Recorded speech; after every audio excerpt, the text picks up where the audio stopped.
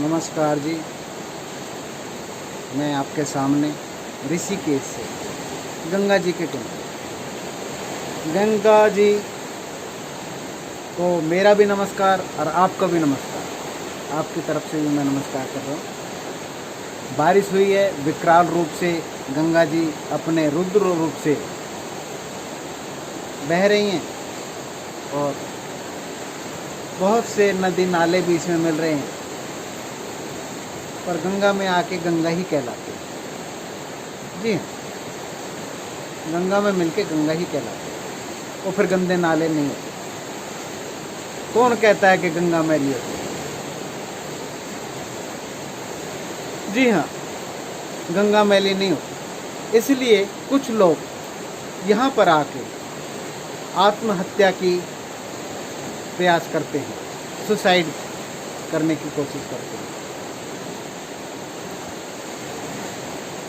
क्या मैं यह जानना चाहता हूँ कि उनकी आत्मा की हत्या होती है? क्या यह ऐसा प्रयास उनका सफल होता है?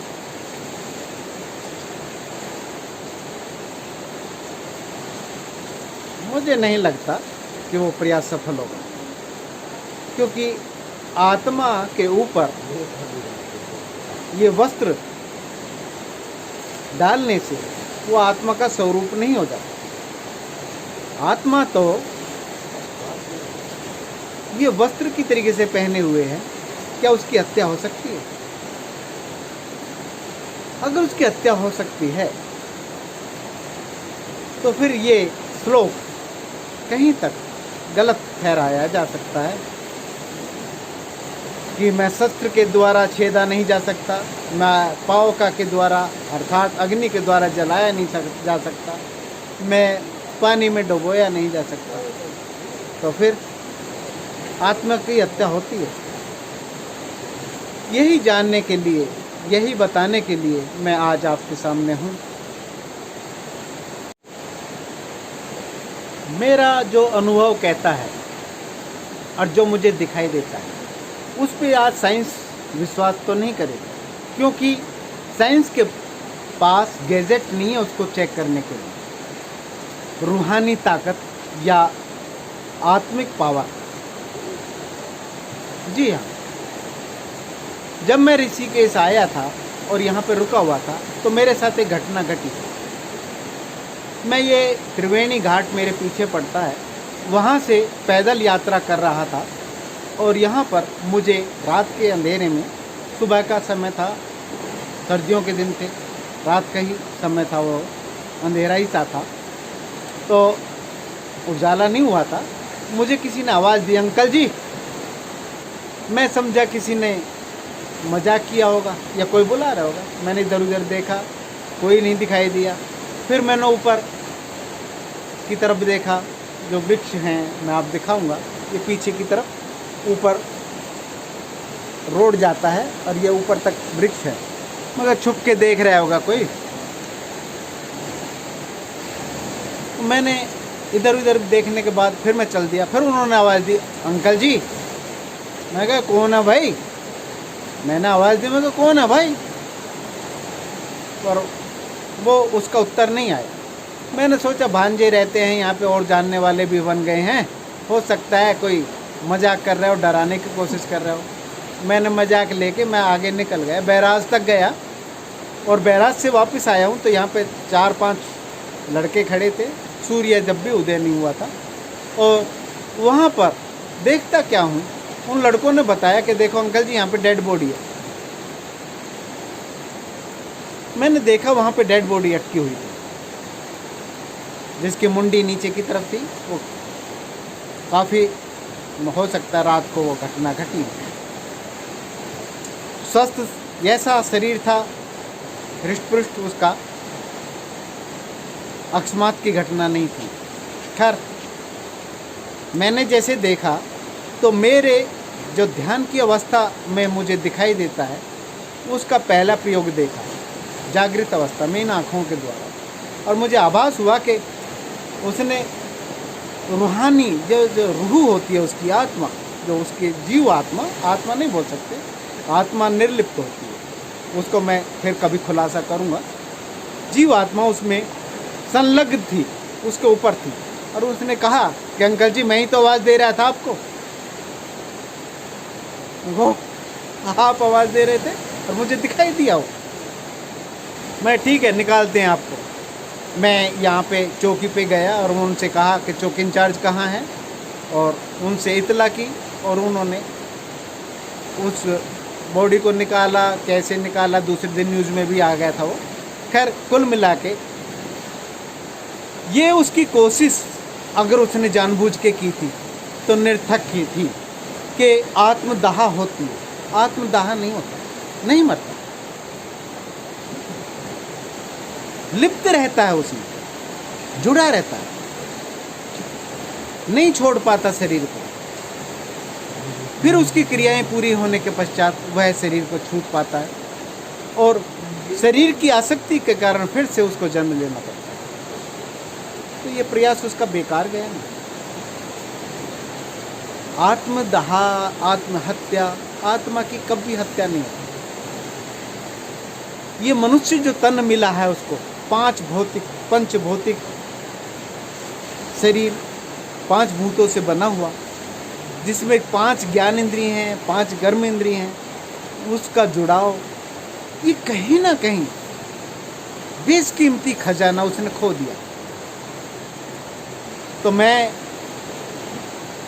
उन सभी महानुभावों से यही प्रार्थना करूंगा कि गंगा मैली नहीं हो। आपके प्रयास से, आप जो शरीर इसमें छोड़ते हैं उसके प्रयास से शरीर छूटता नहीं है। इसलिए यह प्रयास करना बंद करें। थोड़ा सा मैं जो बताता हूँ वैसा अभ्यास कर लें। सिर्फ 3 दिन का अभ्यास, ना तो 3 घंटे का अभ्यास कर लें, और फिर उसके बाद जो भी निर्णय लेना हो ले। आत्मा का हत्या ना करें, क्योंकि आत्मा की हत्या नहीं होती। शरीर को छोड़ा नहीं जाता, शरीर छूटता है जब अयोग्य शरीर हो जाता है। इस अयोग्य साथी को छोड़ना पड़ता है। इसलिए इसमें रहते हुए जो कार्य कर सकते हैं हम, वो शरीर के बगैर नहीं होता। इसलिए मेरा आप लोगों से प्रार्थना है और निवेदन है कि इस प्रकार के प्रयास बंद करें, जिससे कि जो पीछे छूट जाता है आपका सागे संबंधी, उनको पनिशमेंट देने के लिए ऐसा प्रयास करना बंद करें, क्योंकि उनको पनिशमेंट नहीं होता। 13 दिन बाद, 14 दिन बाद भूल जाते हैं। हाँ, एक ही है जो नहीं भूलती, माता। माता नहीं भूलती। भूलता तो पिता भी नहीं है, पर वो अभिव्यक्त नहीं करता। भूलता तो पिता भी नहीं है, हाँ नहीं भूलता, पर अभिव्यक्त नहीं करता। वो तो नारियल की तरीके से ऊपर से सख्त बना रहेगा, आंसू छुपाता रहेगा, अभिव्यक्त नहीं करेगा। इसलिए बेकार के प्रयास ना करें, थके ना, फिर से अच्छा करें। जो भी समस्याएं हैं उनके सभी के समाधान होते हैं। इस प्रकार के प्रयास निर्थक हैं। ये प्रयास करने से पहले मैं तो अंतिम 3 घंटे मांगता हूँ, सिर्फ 3 घंटे। 3 घंटे इन प्राणों को रोकने की कोशिश करें, ज़्यादा से ज़्यादा बाहर निकाल दें, और इस नाक के द्वारा हर तरीके से बंधन लगा दें और रोक लें। देखें क्या हो रहा है, इस शरीर में क्या घटना घट रही है। आप जो शरीर छोड़ने के बाद अनुभव करेंगे, वो शरीर रहते हुए भी अनुभव कर सकते हैं भाई। जी हाँ, वो प्रयास हो सकता है। कैलाश खेर भी यहाँ पर सुसाइड करने आए थे हरिद्वार में, और आज वो कहाँ से कहाँ पहुँचे हैं।